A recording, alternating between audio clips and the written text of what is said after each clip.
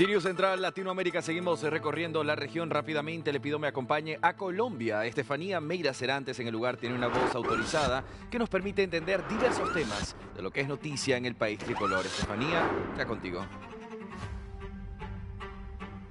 Claro que sí, Andy. Tengo junto a mí al representante a la Cámara por el Partido Centro Democrático, el señor Hernán Cadavid, que entre otras cosas nos va a... Y como tú decías, de diversos temas de la agenda nacional. Representante, bienvenido a DNews Central. Le doy la bienvenida con la siguiente pregunta. Usted le hace un pedido al presidente de la República, tiene 5 días para responder. ¿Quién dio la orden a Olmedo López? Bienvenido, ¿cómo está? Bueno, muchas gracias y por esta oportunidad de hablarle a América Latina, y precisamente hemos requerido desde el Congreso de la República, en nuestra función del control político, para que sea el presidente que en el plazo de 5 días que nos permite la ley, que nos otorga la ley, conozcamos cuál es el alcance de esas órdenes que se habrían emitido con esa cantidad impresionante de dinero, que no parece un hecho aislado, sino más bien la arquitectura, fina arquitectura, para comprar sectores del Congreso de la República y avanzar en esas reformas. Por eso esperamos esa respuesta y es él quien nos la debe otorgar.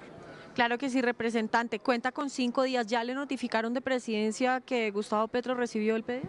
No, aun cuando no es necesario, porque los términos de la ley que nos reviste en el Congreso de la República son muy precisos. El Gobierno Nacional nos tiene que dar esa respuesta, emitirla el presidente o sus ministros o sus funcionarios, y por eso hemos acudido directamente a él. No puede ser que el país a esta altura del camino esté pensando quién fue el funcionario, si participó parcial o totalmente. Es el presidente, el responsable político y el que le debe responder a Colombia sobre estos hechos.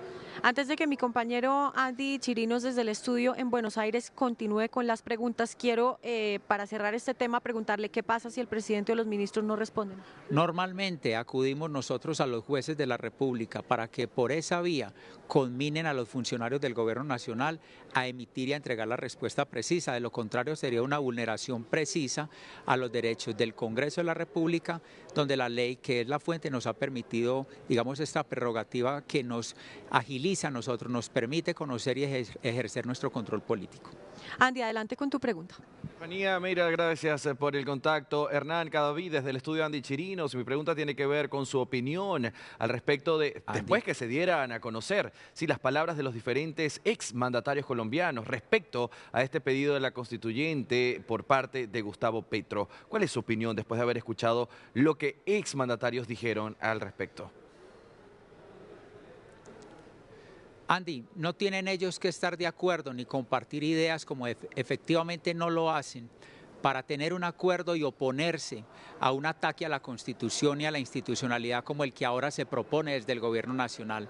Este gobierno tiene unos números de aprobación bajísimos, tiene unos muy bajos y pobres resultados y ha encontrado en la refriega y en la contienda política y en la implementación de una idea política de constituyente el camino para agitar y entonces en ese sentido descuidar lo que tuviera que haber sido su responsabilidad como gobierno. En ese sentido no es que haya acuerdo entre los expresidentes distinto a tener una mínima condición de proteger la Constitución, la institucionalidad, y yo creo que en eso más del 90% del país estamos de acuerdo, Andy. Ahora, Hernán, aprovecho también de mezclar la siguiente pregunta. Como lo dije en un inicio, son diferentes tópicos. En este caso, la EPS Sura, que pide ahora retirarse del sistema de salud, y Gustavo Petro dijo que esto era culpa del Congreso por no haber aprobado las leyes que correspondían en el momento que correspondía. ¿Está usted de acuerdo con esta posición o qué tiene que decir?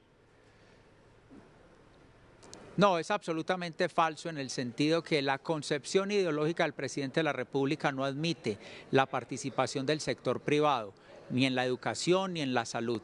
Y por esa vía lo que hizo fue empezar a asfixiar paulatinamente por vía del giro de recursos. Digamos que en ese sentido reduciendo el flujo de los recursos que le corresponde al Estado otorgar a esas empresas para poder cumplir la prestación del servicio de salud. Y en ese sentido no solamente la empresa Sura, que usted bien menciona hoy, con 5 millones de usuarios afiliados, otras EPS como Compensar, también han solicitado el retiro del sistema de salud y otras también han sido intervenidas administrativamente por el gobierno. En concreto, lo que aquí está pasando es que el presidente de la República no concibe en esa concepción de su lógica marxista, la participación del sector privado, y por esa vía lo que ha estado es matando, asfixiando al sistema de salud de los colombianos. Las empresas, naturalmente, cuando no tienen la facilidad tributaria, fiscal, financiera para seguir avanzando, pues evidentemente no se pueden obligar a lo imposible, se retiran, y los más afectados pues son los usuarios, como hoy sucede con los maestros en Colombia, a quienes también les han dañado su régimen que bien protegido estaba y hoy pasan duras necesidades. Hernán Cadavid, le agradezco por estas precisiones. Estefanía, vuelvo contigo. Ustedes, muchas gracias. Bueno, yo tengo otra pregunta para usted, representante, para cerrar el tema y volver al tema de Olmedo. Las cosas en el Congreso están tensas debido a este escándalo. Ha pedido ya la oposición que se frenen algunos debates por este escándalo. ¿Cómo sigue esto a partir del día de hoy con las reformas que también pretende meter el presidente, que no solamente giran en torno a la educación, sino también a las pensiones? Pues de acuerdo, aquí como en cualquier otra parte del mundo, de América Latina, nos sorprenderíamos si los presidentes de las cámaras alta y baja, aquí en este caso el Senado de la República, de la Cámara de Representantes, en otros países de los diputados, estuviesen señalados, no condenados, pero señalados de haber recibido coimas por parte del gobierno nacional para poder agilizar los trámites dentro del Congreso de la República aquí en Colombia. No se puede permitir ni normalizar, mucho menos, que esas conductas avancen como si nada hubiese sucedido, y es allí donde nosotros hemos planteado ese reproche. No deberían por lo menos estar dirigiendo las plenarias del Senado y de la Cámara en el entendido que vienen la discusión de las reformas importantes como la pensional. Es lo mínimo para que haya una garantía mínima de ética en este país. Representante Hernán Cadavid, gracias por haber estado con nosotros estos minutos de su tiempo. Bueno, muchas gracias a ustedes, y aquí seguiremos cumpliendo nuestra función. Claro que sí, Andy, regreso contigo a estudio para analizar este tema con esta importante entrevista con uno de los representantes del Centro Democrático en oposición al gobierno, el señor Hernán Cadavid. Te agradezco, Estefanía Meira Cerantes. Buena noche para ti.